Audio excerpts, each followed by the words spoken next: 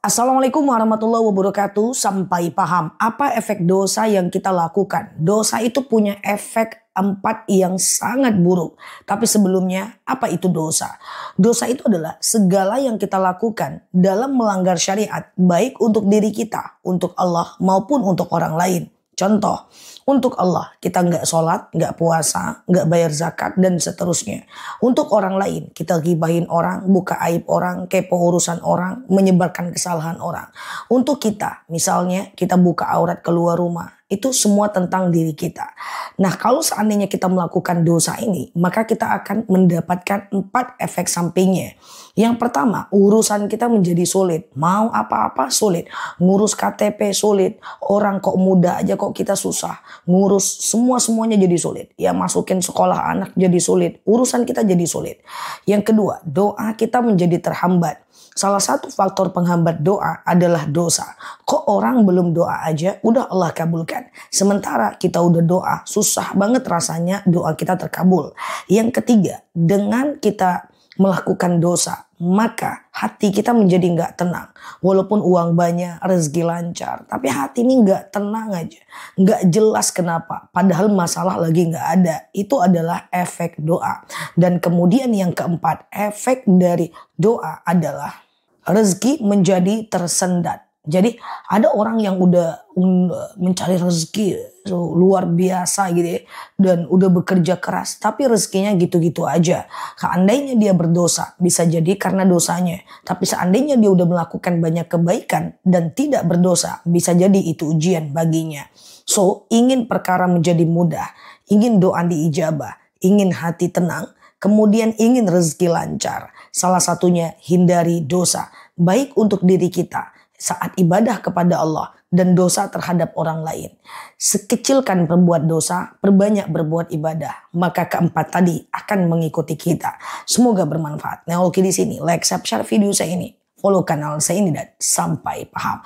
Assalamualaikum warahmatullahi wabarakatuh.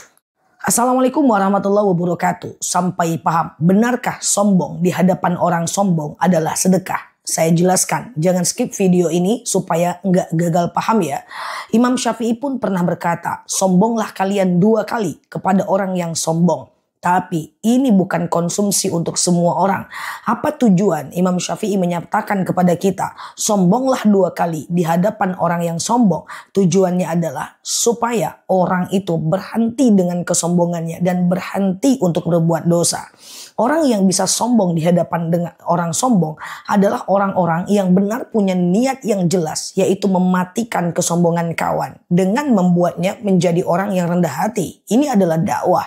Tapi kalau seandainya iman kita ini biasa-biasa aja, saya tidak menyarankannya. Kenapa? Khawatirnya sedikit pemisah. Ketika ada orang sombong, kita nyombongkan diri. Apakah kita menyombongkan diri itu ingin mematikan kekuatan lawan? Atau sekedar ingin menampakkan siapa kita? Tipis aja bedanya. Kalau nggak sanggup untuk menyatakan sombong kita benar-benar niatnya untuk membuat orang itu berhenti sombong, lebih baik jangan lakukan. Khawatirnya kita punya kesombongan walaupun sedikit. Ngeri, dalam dalil dikatakan la yadkhulul jannah, tidak akan masuk surga illa man fi qalbihi mithqala dzarratin minal kibr. Kalau ada di dalam dirinya kesombongan walaupun sedikit. Jadi seandainya iman kita nggak kuat-kuat banget, ada orang yang menyombongkan dirinya, ucapkan Masya Allah, Tabarakallah. Semoga ibu bahagia dengan apa yang ibu dapatkan. Qadarullah, atas izin Allah ibu mendapatkan segala sesuatunya. Kalau rasanya sanggup, silahkan menyombongkan diri. Karena kenapa? Banyak dalil ini dijadikan oleh orang-orang yang saling menyombong-nyombongkan diri. Oh, dia sombong, aku sombongkan lagi. Dia punya motor, lihat nih aku punya mobil. Dia punya mobil, lihat nih aku punya mobil 2. Tuh akhirnya apa? Terjadi saling kesombongan. Kalau kita nggak tepat menggunakan kalimat sombong di hadapan orang sombong ini. Semoga bermanfaat. Nah, oke di sini like, subscribe video saya ini. Follow kanal saya ini dan sampai paham. Assalamualaikum warahmatullahi wabarakatuh. Assalamualaikum warahmatullahi wabarakatuh. Sampai paham. Siapa bilang uang nggak bisa dibawa mati? Uang itu bisa dibawa mati. Uang itu dikonversi menjadi sedekah, dikonversi menjadi wakaf, dikonversi menjadi amal. Maka dia akan kita bawa mati. Uangnya tidak bisa kita bawa mati, tapi nilai amal dari uang itu akan kita bawa mati. Jangan khawatir soal uang. Uang itu hanya ibarat kaca pembesar. Orang yang sombong dengan uang akan semakin sombong. Orang yang rendah hati semakin banyak uang, semakin dia rendah hati. Orang yang dermawan dengan uang yang banyak, dia semakin dermawan. Jadi, melihat uang adalah membaca karakter kita sendiri. Orang yang sombong ketika banyak uang, itu adalah berarti sebelum ada uang pun dia melakukan kesombongan. Tapi orang yang dermawan dengan ada uang, maka dia akan semakin dermawan. Dan dulu sebelum ada uang, dia juga dermawan dengan kapasitasnya saat dia jadi orang susah. So, tidak ada masalah dengan uang. Uang itu hanya kata pembesar yang akan menunjukkan siapa kita. Dan hampir ibadah kita rata-rata membutuhkan uang. Umroh, wakaf, haji, sedekah, hibah.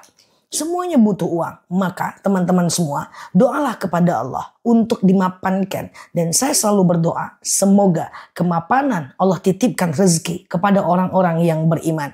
Allah titipkan rezeki kepada orang-orang yang beriman. Tujuannya apa? Karena di tangan orang beriman ada zakat. Di tangan ada orang beriman ada sedekah. Di tangan orang beriman ada perbuatan baik. Maka kita doakan kepada Allah, semoga orang yang beriman mendapatkan rezeki yang layak dan pantas di hadapan dirinya dan di hadapan Allah Azza wa Jalla.